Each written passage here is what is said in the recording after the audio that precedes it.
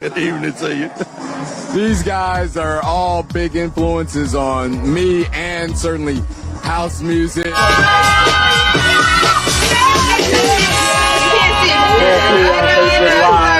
You get me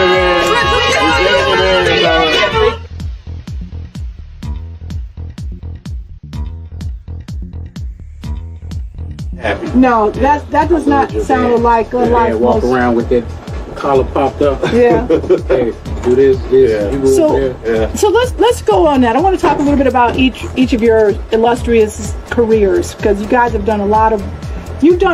All three of you have done amazing, have had amazing contributions to what we call house music. This is the Vintage House Show. And so part of what that is about is celebration and preservation. This is Lauren's framing, but the celebration and preservation of Chicago house legends and Chicago house music. And I think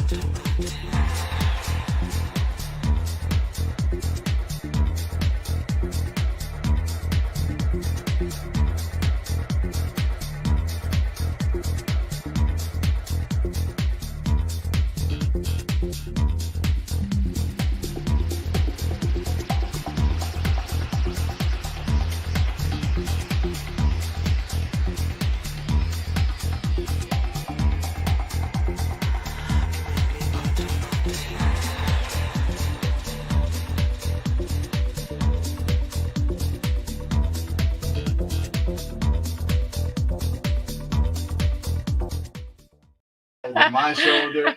There he is. And next to Randall and next to me, my right and left, depending on where you're seeing. Yes, where you're seated. I've got an amazing academic leader in this field of music.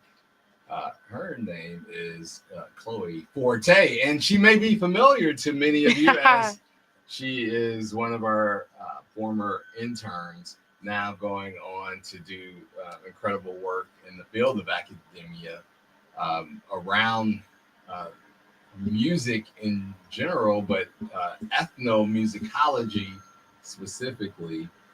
And she'll tell you more about it.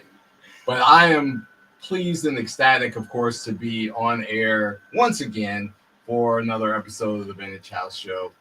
And in the background, working the boards, you might have met him during the summer, our current intern, Mateo Acebala.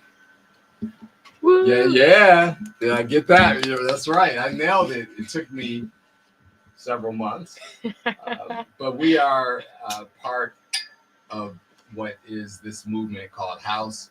And I'm thrilled again to have both Chloe and Randall Dean in studio with me. And of course, I got to set this up. So this past weekend was the Department of Cultural and Cultural Affairs and Special Events for the City of Chicago's annual Chicago House Music Festival. And it was a time had by all. And one of my guests had the honor of playing during that festival, Randall Dean. So he's going to recap his experience. I'll share a little bit. I was fortunate. I was joined by Mrs. Mega on Saturday down at Pritzker Music Pavilion, and we indeed enjoyed ourselves.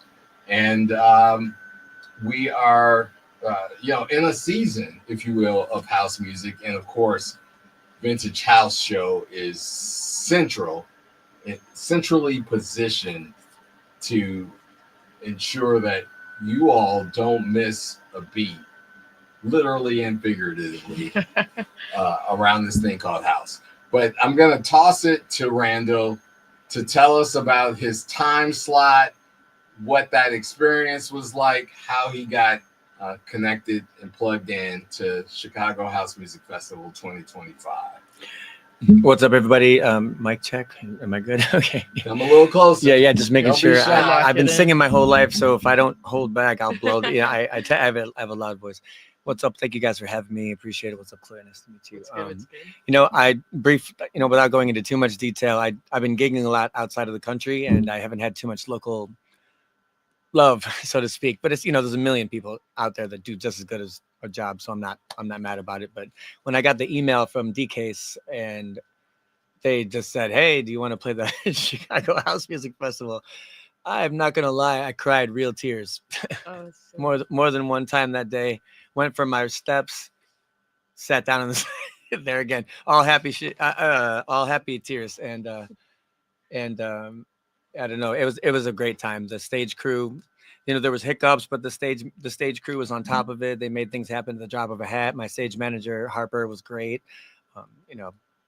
Just getting FaceTime with random people that came from all over, that drove down and got there early for my time slot and came up to me afterwards, and they're asking me questions, and the stories I'm telling them, they're literally looking at me like I look at Terry Hunter, and the way that I look at my upline, and it's just it's humbling. It's humbling when that stuff's been happening more lately now, and I don't even know how to process it into words that don't make me sound like I'm trying to use crayons to speak.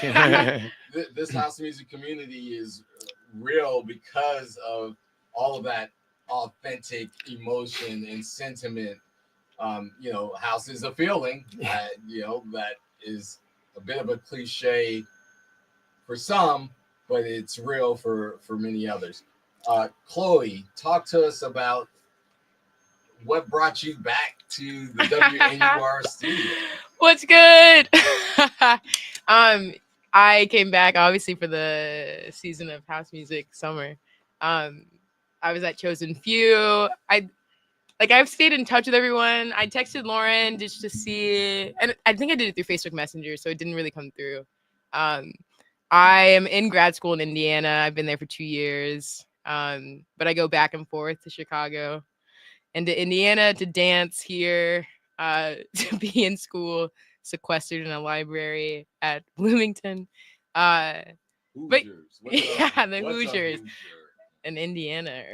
I messaged Lauren because I was going to be at Chosen Few and was going to just say hey. And then we connected for lunch and just started chatting again about school, about the show. And I got linked back in. It's so weird being back in the radio station.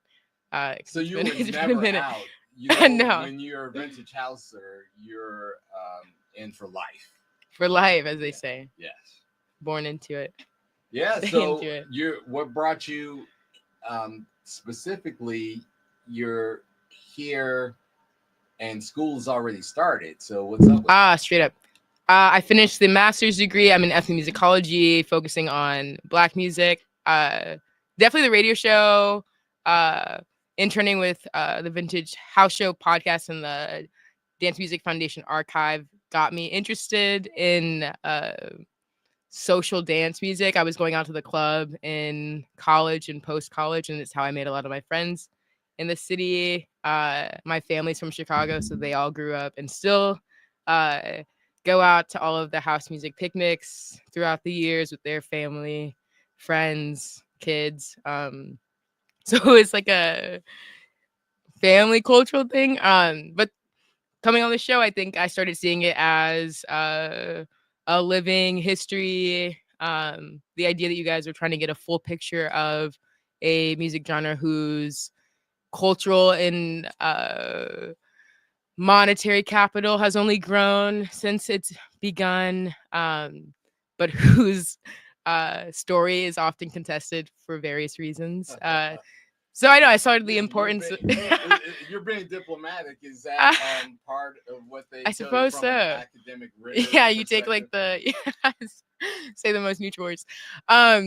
Yeah. So the idea of like gathering a lot of perspectives to understand how a music came together, I got from here. Yeah, and then I worked at a music museum for a little bit and got to sneak in a disco exhibit with Tim Lawrence, who did Love Saves the Day on the New York loft scene, mostly around David Mancuso and that was the stuff book, there. Right?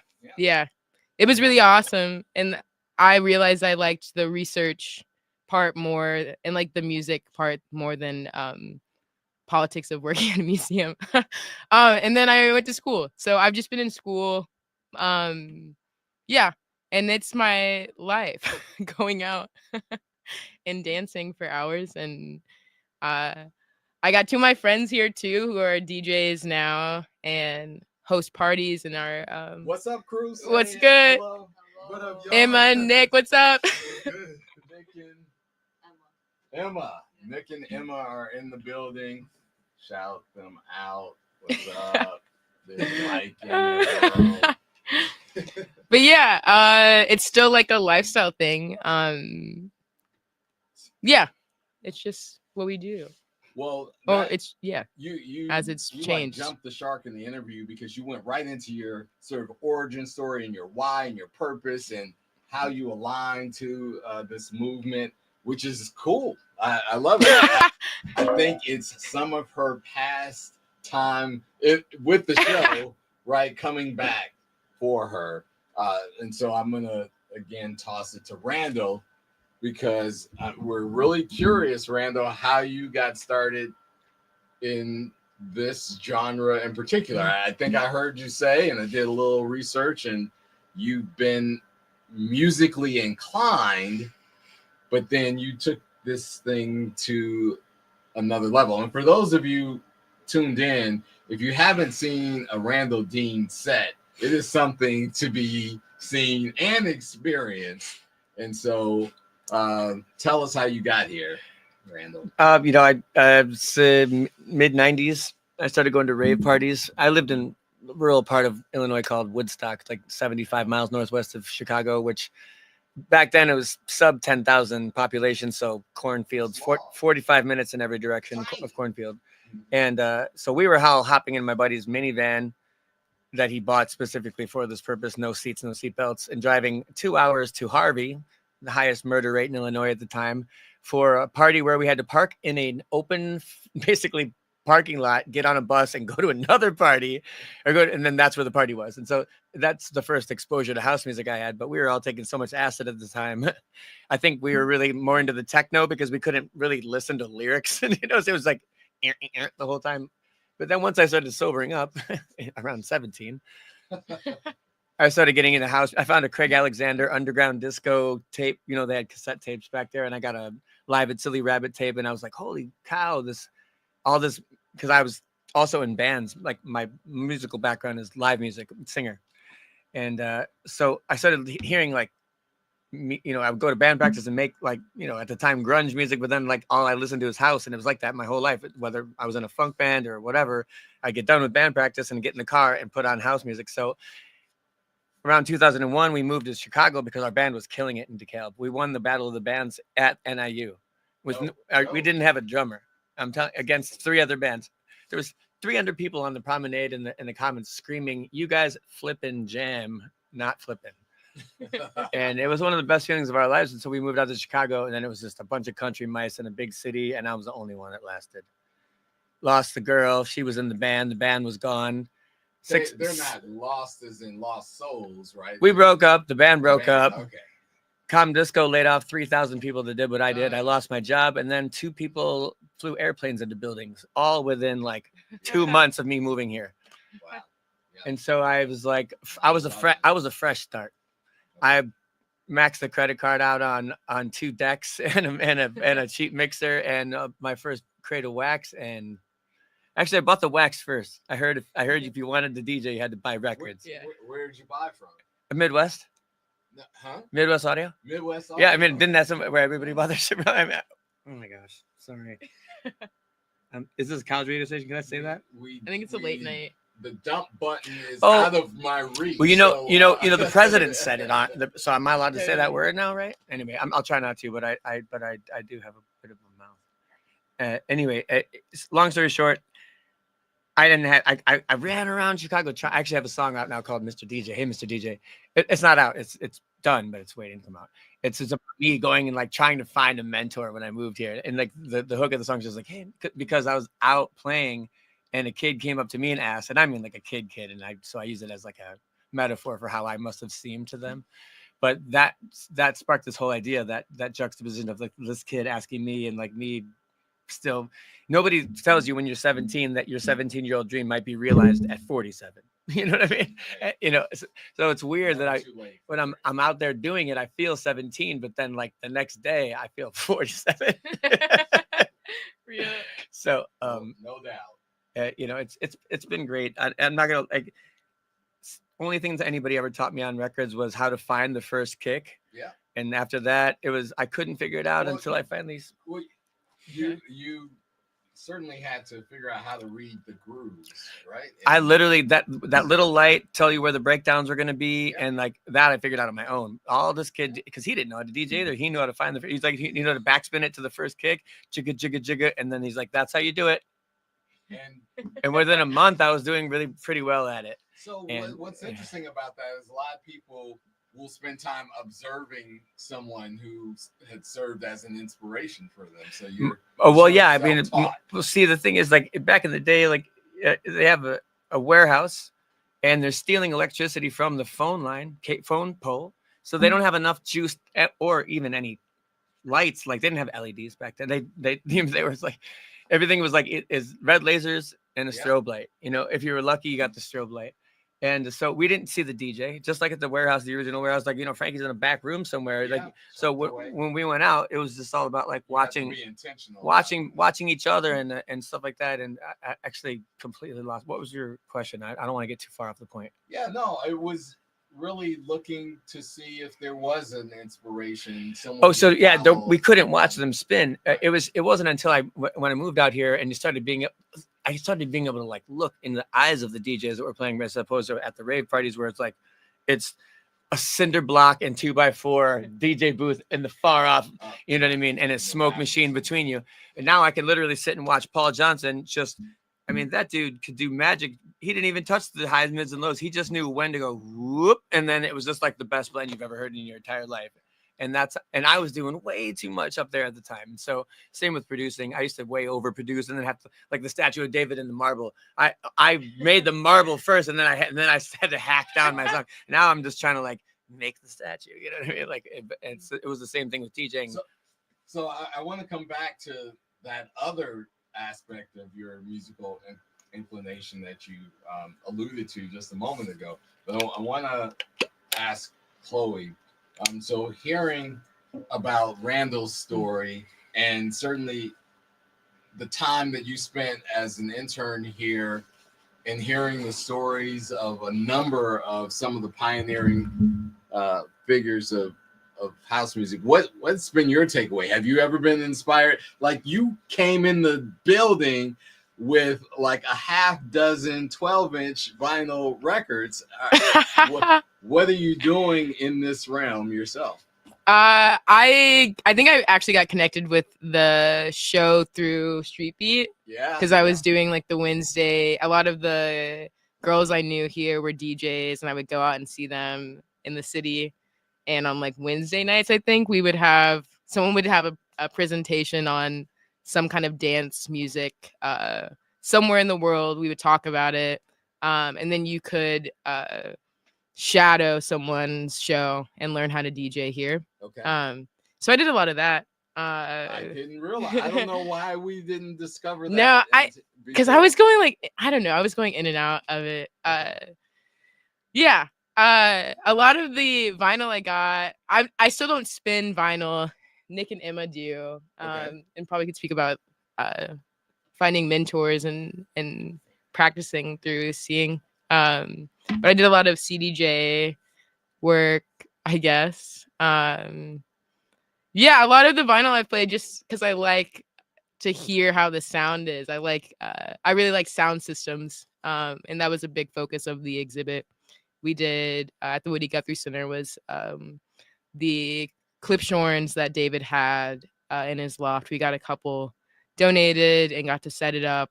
And just like this idea of like the search for a type of sound and how different DJs had different tastes for sound systems. Larry Levan's building of Paradise Garage in a very specific way. I gotta interrupt. Yeah. I gotta pause you are a contributor to a major exhibit that you kind of just slid in there. Talk to us about what that exhibit was. So, set it up. Okay. And then circle back with, your contributions, your intent, and what you hoped people would take away from it. Okay, so I'll tie it. So I brought vinyl. I liked learning about 12-inch, how it changed how the depth of sound that could be recorded and held and then replayed. Love it. I love it. I have an okay sound system at home. But I guess during college, I got introduced to Love Saves the Day by Tim Lawrence, which rather than house is focusing on the late 60s into the 70s New York party scene, I guess, house party scene that became commodified disco. And its connection to house. Listen to her, y'all, because very often, this evolution piece gets discombobulated by those who, might have been there around some of the scene, but no one is able to so eloquently sort of string it all together and make the through line. So I want you all tuned in to listen carefully to Chloe. And then again, she's an academic as well as someone passionate. Go ahead.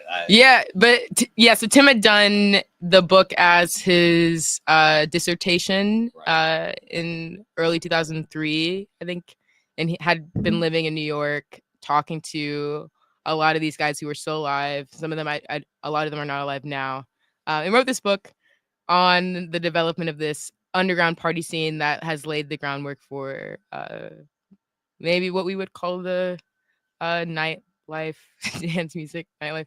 But I was working at the Woody Guthrie Center. They wanted to do a disco exhibit, but they were kind of leaning toward like Saturday Night Fever, kind of glittery kind of thing. And in line with the kind of ethos of a Woody Guthrie and music as political message, I thought it'd be interesting to take the perspective that Tim took of a music that became a genre through the collaboration and efforts of people who really loved sound quality, who loved dancing together. And I'm oversimplifying. Well, no, I appreciate that because, some of us are lay people in this space. Some are self-proclaimed historians. Let's go.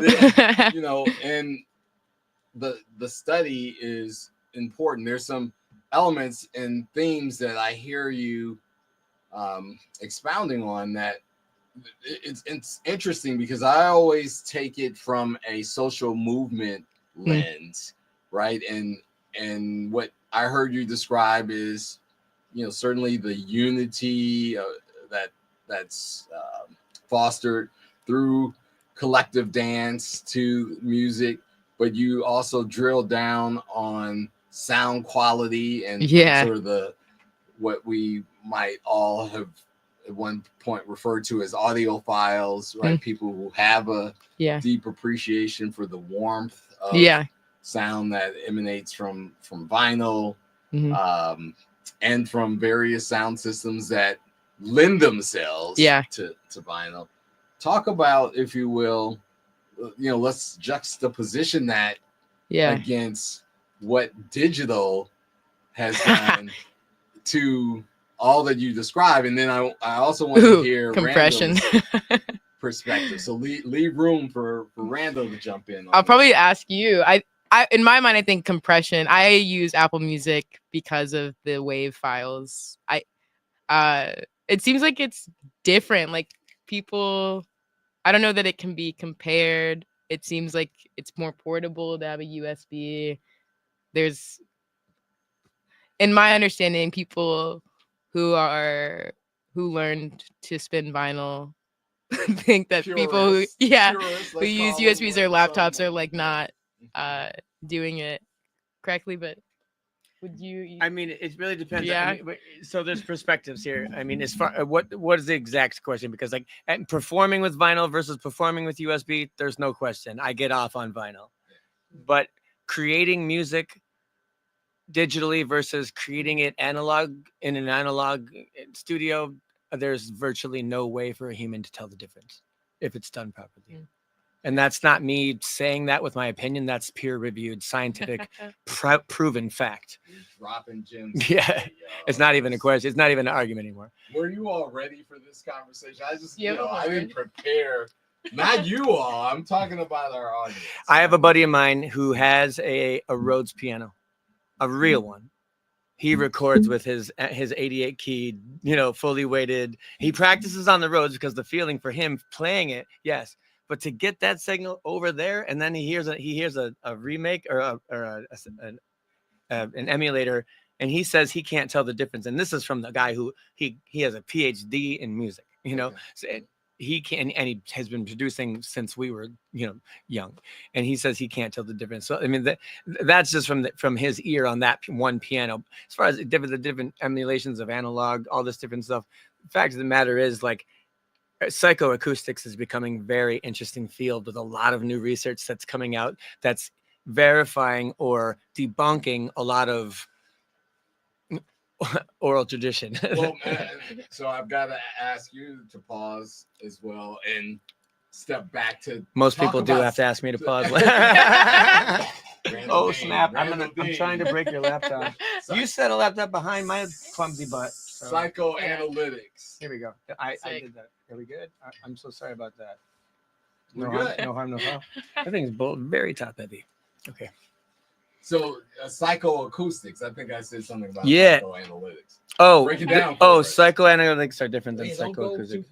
So psychoacoustics, the philosophy of psychoacoustics is coming up in my world because there are new studies that that. So how do you make a little tiny speaker that fits in your ear sound like, so for those of you that don't know, we don't hear bass through our ears. We hear bass through the vibrations of our bones in our body.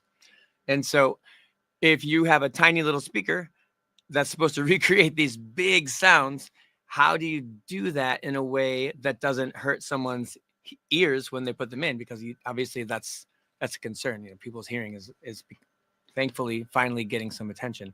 And so what psychoacoustic principles do, how I use them, and it's an entire field in college, but the way that I use them right now. So they did studies where they took actual music that had actual frequencies. What our humans, I'm trying to boil this down in a small answer for you, but this is what it is. So in other words, like this, our humans can hear down to 20 hertz, and we're only going to be talking about subs. So under 100 hertz is where you're like the low end of your bass and the high end of your kick and all the way down. That's where that is. And so in order to make those big sounds, you need to have a big speaker in a big box that has room to generate these sounds. And not only that, then you have to be, if you're inside, you have to be in a place in the room where you're not in a room mode or standing with. But that's a whole other story. So the way that I use the principle of psychoacoustics is based off the study that I read, that I recently saw verified with actual production stuff. Like, I just don't believe what you hear on YouTube. Verify everything. YouTube University. So I've been doing so much stuff that every YouTube, that's a whole other thing. They all just repeat themselves, and YouTube tells them to. It's not their fault. They're just stupid and they don't know it. If they don't have a beard to the floor, don't listen to them about music production. All right. That's my new rule. And so what psychoacoustics does in a nutshell, and I'll try to leave it at this, you can trick the human ear into thinking it's hearing lower frequencies than it's really hearing by taking some low frequency, saturating it, running it through a filter, and then cutting off the low ends, but keeping those overtones created by the saturator in the sound. And then the resonant frequencies between those higher order harmonics will harmonize and interact with the rest of the music. And your brain will fill in the blanks, thinking it heard 20 hertz when all it really heard was third order harmonics above, or fourth order harmonics, depending on if you're using a tube or you asked me a question that I would literally took me years to learn how to do this. This session. Long story short is the people in the study couldn't tell the difference between the ones that actually had lower frequencies and the ones that didn't, and like they could. And what about the bone yeah, transmission? they literally tricked their brains into thinking that they were feeling bass. Oh, wow. The only thing that you didn't get was like your body actually vibrating. So I've got a pair of the headphones that don't go in your ear; they go over the transductive. bones. Yeah, the transductive. It's not the same thing, but yeah, and those are interesting. How do you like them? I don't. Yeah, I don't know anybody who does. Right. Wait, they're I do. uncomfortable to wear. I have the over ear ones. They're not. No, he means the ones that like sit on your temples or whatever. Yes. Right? Is that what you mean? No, mine are slightly different. They're kind of Oh. similar, but they sit over, and it still sound. I'm surprised that it sounds as clear as it does, and as punchy as it does. It allows you to do EQ. Yeah. Oh, that's neat. Yeah. So I'll show I mean, it to you. long story short is it's just a way of like it's a way of like taking the tip of the iceberg, but tricking people into thinking they're still seeing the whole thing. So come back up to Sick. our calendar here, because now I want to bring this all back to house music, right? Because I mean, music is music, but we are the Vintage House Show, of course. Yeah. And in this genre, besides the 4 on the floor bass that really is a signature to our genre, it has other elements. You guys have done phenomenal work in enlightening myself and our audience. But one of the things that I'm forever curious about is, and this maybe goes to another level of psychographic analysis or psychoanalysis, but there is a sentiment, there's an emotion attached to this genre that is, again, people attempt to describe it. We've gotten this catch-all phrase, house is a feeling, but what, from your perspectives, is that other element? And you've talked about the technical components of music, and particularly some attributes of bass and the lower frequencies, which are key to the genre. But talk about, if you can, and you have perspective, and I'm going to start with you, Chloe, on what, soul music. Yeah. Because soul music, and house music have some synonymous characteristics. Yeah, I mean, I'm gonna claim novice and amateur on this question, but I will give you what I have been thinking about. I'm taking everything from you guys that you have tonight. Loving it.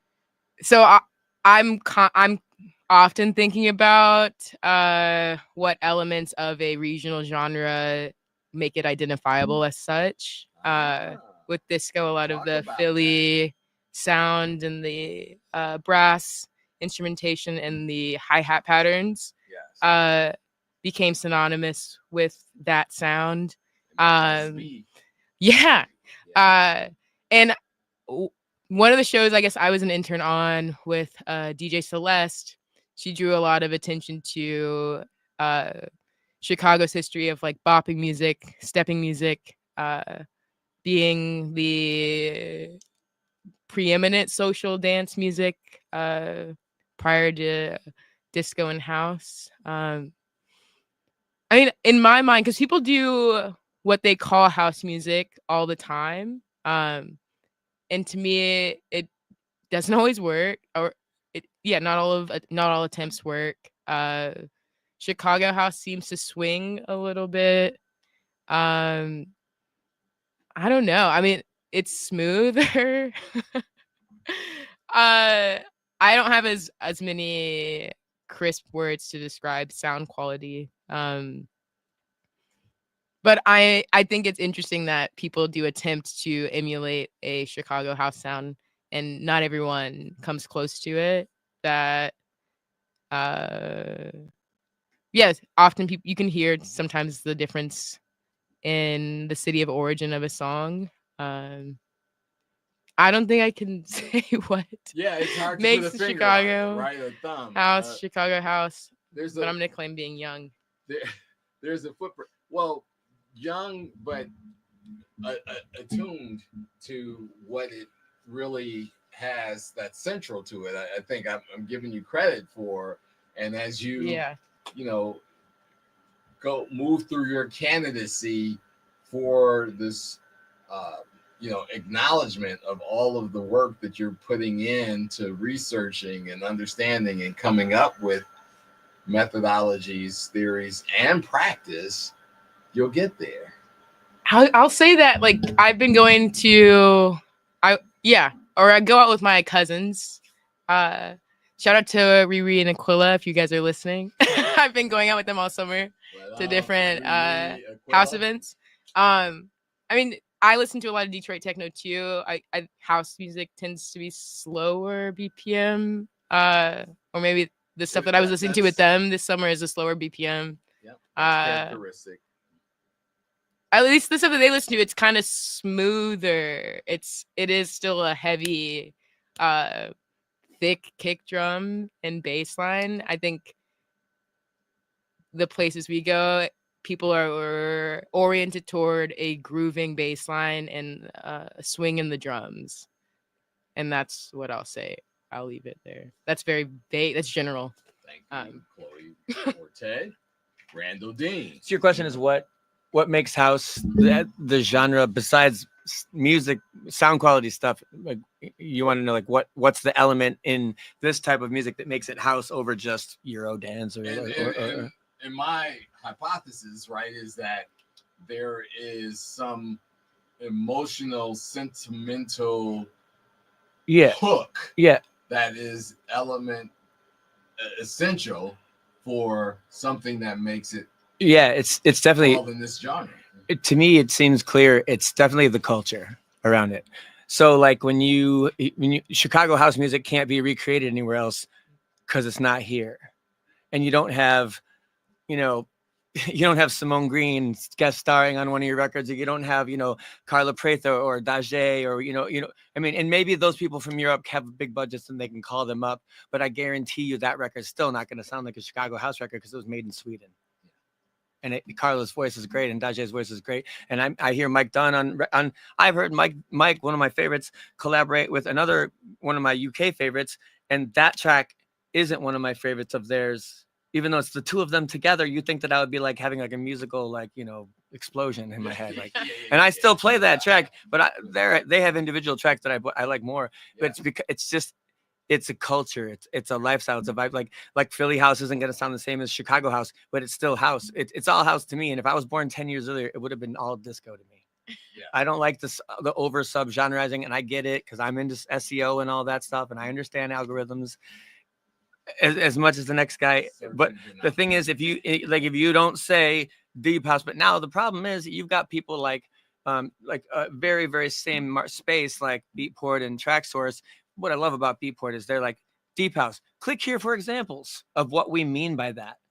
Instead of having, but because if you listen to deep house on TrackSource, it sounds like Chicago tracks. It sounds like Chicago, what Derek Carter would describe as deep house.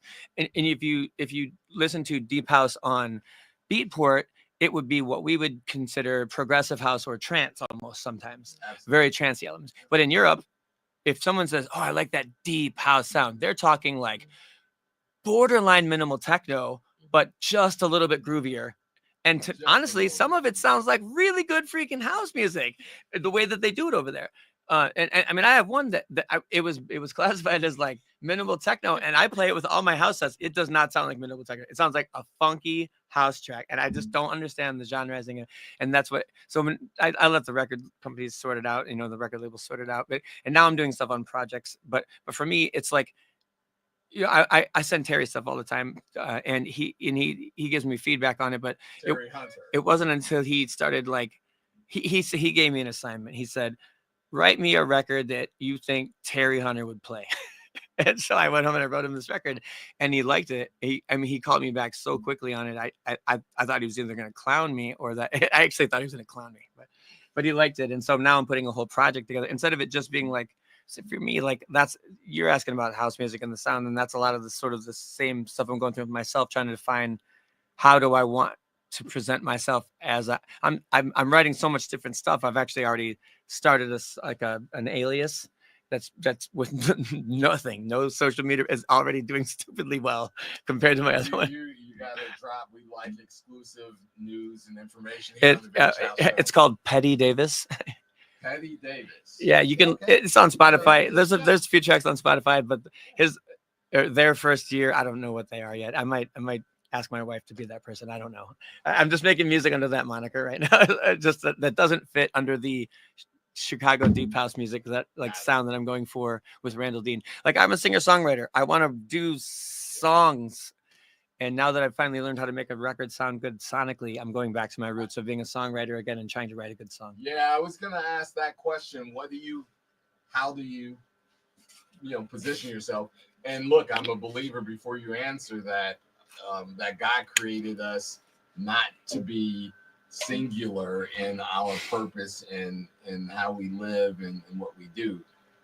But certainly society has gifted us this curse of labels and categorization, because it helps. It's a sociological thing, right? It helps us define things and be able to communicate about it to people in a way that they'll understand. So it didn't matter before, when you didn't have 4 trillion versions of the same information available to you. When your grandmother was telling you about something, if this is house music, that was house music. Whatever grandma said house music was, you know what I mean? And so now house music is whoever wants to, like, 100,000 new songs on Spotify every day. That's what, not just house music, but I mean, like, it's flooded, right? Yeah, we got almost a proportionate number of categories, but in terms of who you are and what you do and what our audience should recognize when they want to learn more, enjoy a Randall Dean creation. Sure. Yeah. What is that? Well, except for a couple of records that sounds like a female vocal, because it is a female vocal. I do all the vocals on all I write all the music. I produce all the tracks, all of the instruments, except unless the person, if there's another name in the byline, then like that person played the saxophone that you hear. But other than that, I do all the music on that. But even some of the stuff that sounds like a female vocalist is still me. Okay. So singer, songwriter, producer, and true. DJ. Yeah, DJing, it's so fun for me. I used to be a live singer, so like that, it's nothing has come close to that yet. And so my end game has always been to put together a catalog of music that could be reproduced live and still be house music. That's why I like coming up in Chicago bands like Mr. Ali and Pevin Everett, Seance Divine, and those cats, and even Simone Green and her band down at the M Lounge. She has a 3-piece band, plus her, that can make any house music song into any Michael Jackson song, and they won't stick it. They're like the Santana of house music, and they play in like a 20-person bar that I wish it was like I wish it was the Allstate Arena. It's so good, and I've had the good fortune to work with her too on a track, one of my earliest, actually, and Immaculate. My first couple. Actually, these guys signed it. So this is really weird. So I flew out to Amsterdam in 2018 as a last-minute add-on to one of Rhonda Flowers' events out there. It was an official AD event. I was on at like 4 p.m. and Turbo woke up late. Anyway, that's a whole other story. But anyway, got to the show. If it wasn't for me opening at 4 p.m., I would have never met these guys, because they were there. They were there for 1 hour before their stuff. And just for the folks that are not able to see us, over the air, met them at the bar. I closed my eyes, played the first record, and then 30 minutes later, I opened my eyes. The entire bar was full. Nobody was sitting. And every time I put on an original song, people got out of the stools and the staff stopped and started dancing. And I was like, in Chicago, I'm like, here goes. Whenever I play an original there, I started playing more originals. And then after, people from other countries are coming up to me and like getting my information. It was nuts.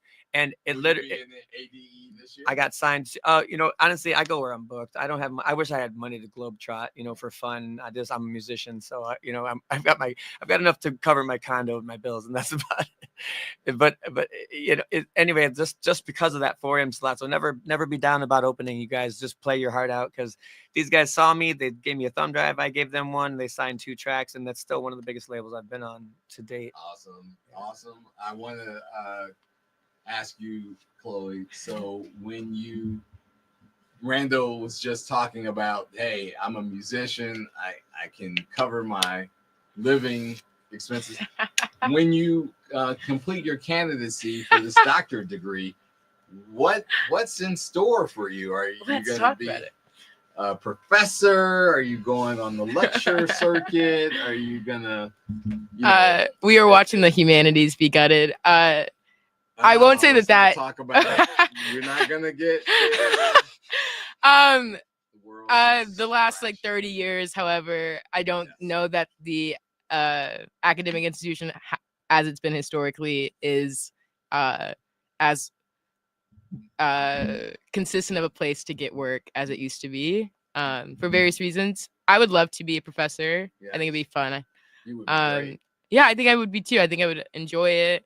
However, my contingency plan that is actually part of interest is intellectual property with AI, working on like voice reproduction or the lack of laws around AI reproduction and musician ownership. Very beginning stages. So hopefully somewhere in between humanities and the academy and the technical, ethical side, law side of AI, as it relates to music and ownership or music as intellectual property. So you would consult with law firms or creators or all of the above, or what? Potentially, my interest is the lack of regulation around biometric data, which I'm taking to include vocal data that companies are using. Misappropriation. Yeah, Yeah. Without much regulation. It's a Yeah. wild frontier right now. Yeah, it seems like it. Yeah. Yeah. I have Snoop Dogg calling up to sell me car insurance all the time. Yeah. Isn't that crazy? I think it's wild. No, it's wild. It's a dialogue. Oh, no, I literally get messages from what sounds roughly like Snoop Dogg trying to sell me car insurance or like update my. These are phone calls. Yeah. Oh no, they're robocalls that come to my Google Voice number. Nobody has my real thing, you know. Yeah, but I they're like, "Hey, my nizzle," and I'm Yeah. like, "Oh no!" I'm like, Here you go again. I'm like, here we go. And it's always a different number. I'm like, damn, how many numbers do you have, Snoop? Jeez. And some people are like actually tricked by it. Like I know people who, Man, you know, the 50 cents ones on Facebook are yeah, because he does a lot of interviews. Yeah, So there's a lot of data on yeah, him. exactly. Right.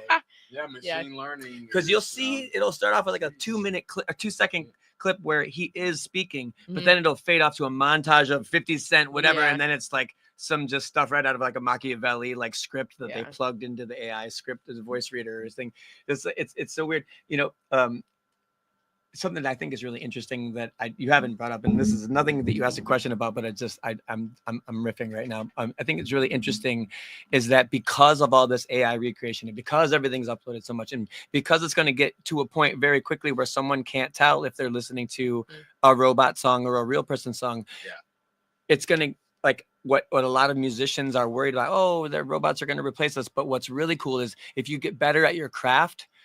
In a very, very near future that I see, having the ability to do it live so someone can come watch it happen and watch your finger play that string and that chord and that key and whatever is going to become so much more valuable, like valuable as it was during Mozart, because that was the only option. Like, because if people who are really music lovers aren't turned on all the way by a computer song, and you'll be able to tell, there's no AI yet that's even going to come close to making a Chicago house song. You can give them whatever prompt you want. It's not going to sound anything like Terry Hunter. It's not going to sound like anything like Paul Johnson. It's not going to sound anything like any of our people. Same thing with any of the greats, because they were sampling other people's stuff, and their culture was built on top of the backs of another culture of their predecessors of their same culture. Like, I'm a tourist and I'm very grateful to be adopted by the house music scene, but like, just there's no way a computer is going to recreate what generations of people have passed on to create. It's like, you know, like epigenetics, but musically, you know what I mean? Like, there's no way a computer has that because they don't have that much, you know. I don't think so. At least I've heard some people give prompt and there's no, it sounds like, wow, that could be on the radio. Not a house music song though. Yeah, not at all. And you all have been amazing guests because the thread of the conversation has continued to build. I mean, this is where I wanted to go, and getting your perspectives on the state of things, right? Particularly the state of music and AI and what that confluence of technologies is going to result in terms of how people listen, discern, enjoy the genre. You, Chloe, have a perspective on that history, and so it sounded like you're going to be able to utilize that history to inform and help create and delineate, right, for those organizations that are looking to catch any misappropriation and use. Talk to me about what that enforcement could look like, right? Is it a bunch of litigation and torts, or is it what? And I'm Spy now versus talking spy. to- It's gonna be one versus the other. Mini Yeah. Mega, who's tuned in from her NYU law school. Like you said, mini right mega. now. I'm like, oh my Yeah, God. I got Mrs. Mega, I got Mini Mega, and No. Yeah, Shout out, I had fam. my Shout vowels out, wrong. fam. I think what you said is true, but my question always is the people who consume the music, is the cheap knockoff often it's good enough for them, A lot of them it is. and they'll pay for it. No, no. Ooh, And we that's are not where the conversation usually ends for consumers of companies. real, like Yeah. if you're not an audiophile, then you're just okay with the not necessarily. I know, Not that you're okay with that's it. I think extreme. the companies. I think where my answer to your question is that there would have to be a cultural shift of how we value people, culture, music, authenticity. Right now, the value is at how little can we put into something to sell the most things. Yeah. How close can we get this to the vague shape of a regional sound and sell a lot of it that people will accept it, and with the lack of regulation that protects individual property owners, Yes. whether that be the physical rights or the rights to play your own music or to own your masters, whether that's the right to your voice to your face likeness in a grocery store. It's a free-for-all that favors companies using it all and not paying us. So the law would, in my mind, begins with challenging and we'll see if it ever goes there, challenging the cultural structure of Western civilization. Listen to this is And I'm laughing. I'm quite serious. We're I don't know if that'll change. with you. Yeah. We're at the top of the hour. You're tuned in to WNUR 89.3 FM and HD1 Evanston, Chicago. You're tuned in to the Vintage House Show. It's your main man, Mega. I'm in studio with Chloe Fourté and Randall Dean. We have been, I don't want to infringe on the TEDx brand, but we've been having like a TEDx talk up in here tonight because I've got some incredible minds to my right. Those of you Every direction from wherever you're looking. Can I ask another question though? Yeah, I'm gonna pose it to y'all as well. Keep the conversation going and let's stay on this stream. We got probably another 5 minutes. As you make Chicago house music, what are you looking for? How do you formulate the elements of the music or your drums?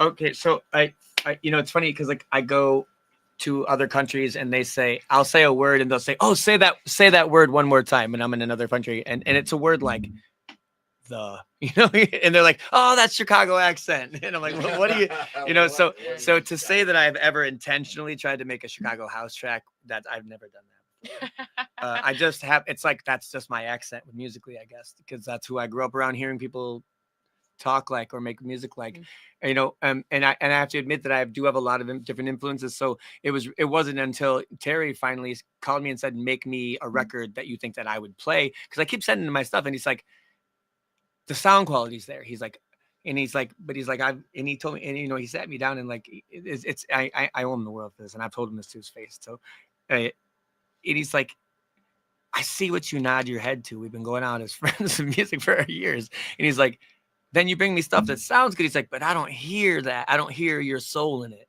And I'm like, and it really set me. It like realigned my compass like a lot. And so, and then I went home and I made the song Shakedown, and I sent it to him, and I told you guys about it earlier, and it was just like, so if that's what a Chicago house record sounds like coming out of me, then I'm gonna start. I'm making an EP of that stuff using, and this time, instead of it me recreating the sound design for the song from scratch, which I do every single time, it's time consuming AF, but I'm still learning. 3 years, I put out records 5 years before. It took me 8 weeks to write one song. Now, what I did then in 8 weeks, it takes me one session of 4 hours to do. So the last 3 years, I've been putting in 4,300 hours per year in the chair. So maybe last year, 4,000. So I've had my 10,000 hours in the first 2 years, you know, almost. And as a result, I got really good at making it sound good. And but I also was like, nah, I can make it sound good. None of the music that I was making. And I have to admit, I don't write for necessarily other people, but if there's a Venn diagram between what people want to hear and what I want to make, I'll shoot for that overlap. Yep. And so when I started to do that again, and I regret it. I started veering a lot more towards what a lot of like the youth are consuming now in Chicago. But what really set me straight is when I got my Spotify numbers this year, and they're like 4,000% higher than the 2 years ago. And I started looking around the world, where's my music? And so it wasn't that I wasn't making real house music. It's that Chicago didn't like the house music I was making. Yeah. And so I started booking more shows in Mexico and like doing where they listen to it. Like for some reason, Spanish speaking countries love my stuff. Okay. And I don't speak Spanish. I have one Spanish speaking song coming out on Fresca Records. It's actually out on Bandcamp right now. It's called Patea la Calle. My vocalist, Gold Girl, she's got Panamanian roots. And so she uses a lot of really cool Panamanian sort of Spanish slang. Check it out. It's out on Bandcamp. It's coming out on Spotify. Anyway, under the Randall Dean. Under Randall Dean, yeah, and on Fresca Records, which is run by DJ Jess out of Chicago. Yeah, he's True Blue. Anyway, so yeah, I don't know. It's great. I don't even know how we got off on the subject, but as far as like it's like Chicago. So I don't ever try to make a Chicago house record, and I don't even know that I have a right to say that I ever have. I just live in Chicago. I've been consuming house music here since '93. Regularly, religiously. Well, you topped the show by talking about that Chicago. The element is its culture. So agreed, 100%. And I think that reason, like, I almost feel like that's. It's weird because I just noticed as you were telling me that and like recounting like what I had said. So I talk about like when I first started spinning records in Chicago in 2001, when I first started gigging. There were a lot of medium-sized clubs. They're like small to medium-sized clubs. Like I had a Friday residency at this place called Lava Lounge on Damon. Yeah. And you walked in and when you hear the term hole in the wall, this is what they're talking about. You walk in through the bar and there's a long strip bar where you can barely get through.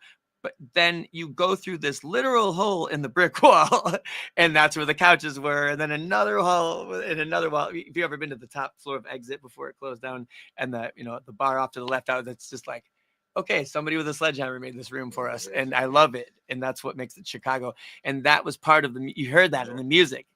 And now everything is either mega club or some dude bringing his speakers to a bar that doesn't have a PPA and hoping for the best. And there's no real in between. Like the middle class of house music or venues is disappearing.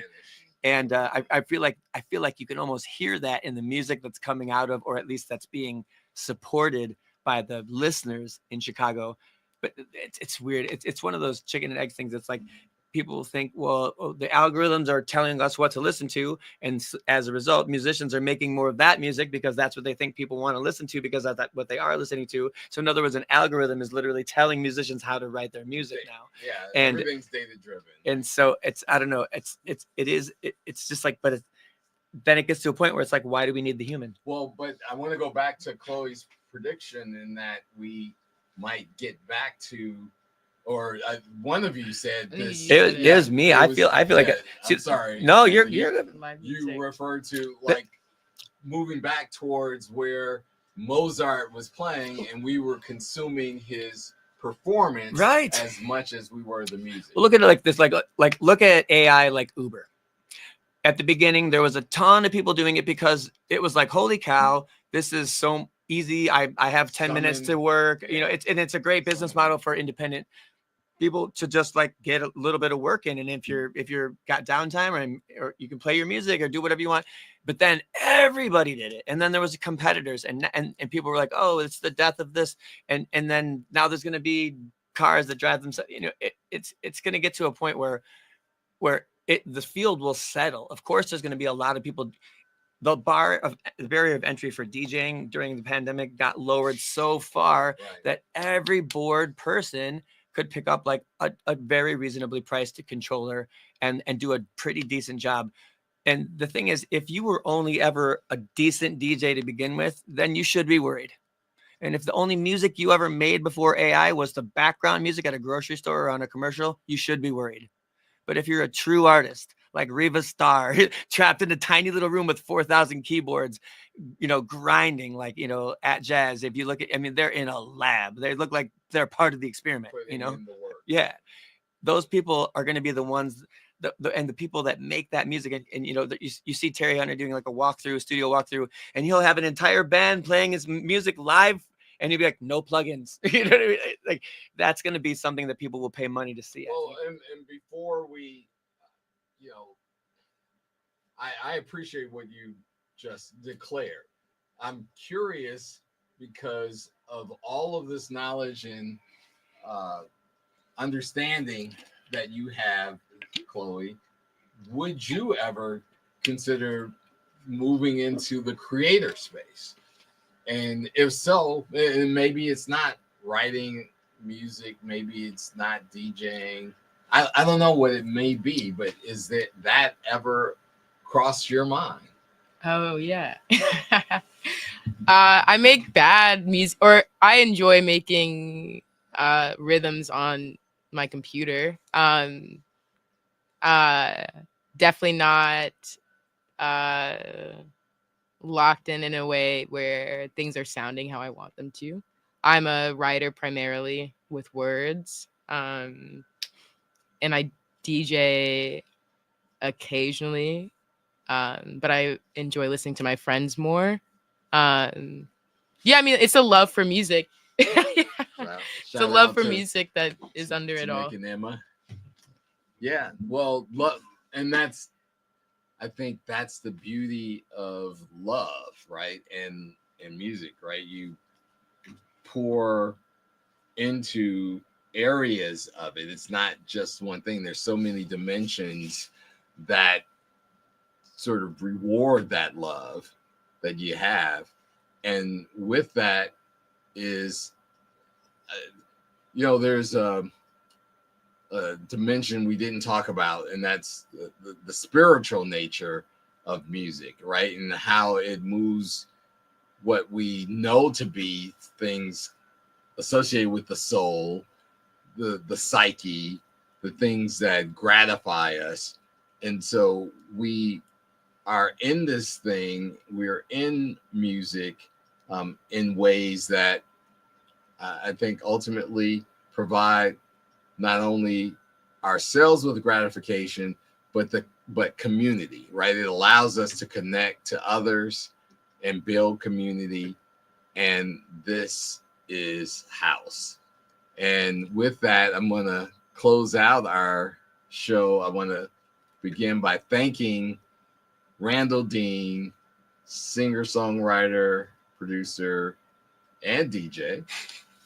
I clean too. You gotta see him perform.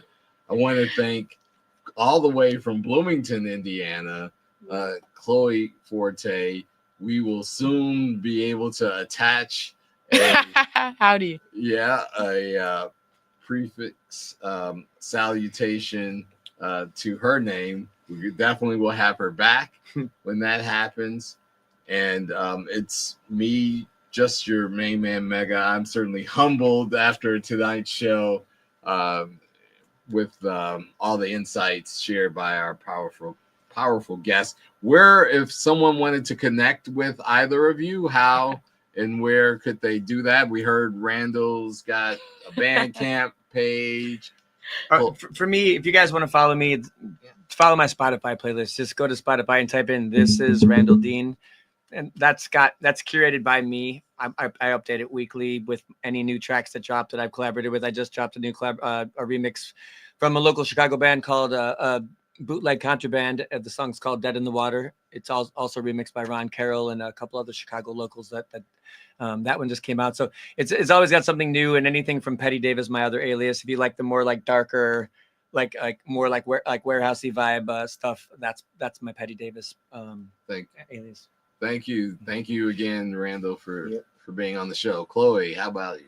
LinkedIn. LinkedIn. I've been off the social media. LinkedIn, I guess Chloe Fourté, or Facebook. I don't know if I will. I probably won't see it.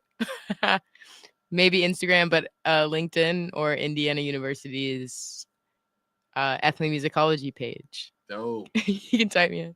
Awesome. And you can find me and or my co-host of the Vintage House Show here on WNUR every Wednesday night, 10 p.m. Central Time. We also have an incredible podcast where you can re-experience many of the 10 years now worth of interviews with legends, pioneers, groundbreaking creatives like those on tonight's show. You are also able to check out Main Man Mega on Instagram is where you can follow me. I will look forward to rejoining the audience either next week. Lori Branch and I may be switching up. And shout out to my co-host Lori Branch, to our executive producer Lauren Lowry, and to the entire Vintage House Show team, DJ Mo Mami, DJ Rocky Floyd. We are over our time. I want to thank you, our audience, for tuning in to another episode of the Vintage House Show. And yes, check us out wherever you enjoy your favorite podcasts. And we'll be back next week. Until then, it's your main man, Mega. Thank you. Thank you, Randall. Thank you, Chloe. Shout out Emma, Nick, getting locked in. Yes, indeed. Thanks, Emma and Nick. And of course, our in-studio producer, Mateo Asabala. Do you have a horn? It's you. I'd be remiss if on a somber note I didn't also shout out, rest in peace, DJ Lee Collins and Big Ed. May your contributions and your souls remain an ever present part of this community. Till next time, everyone, peace. Peace out. Thank you.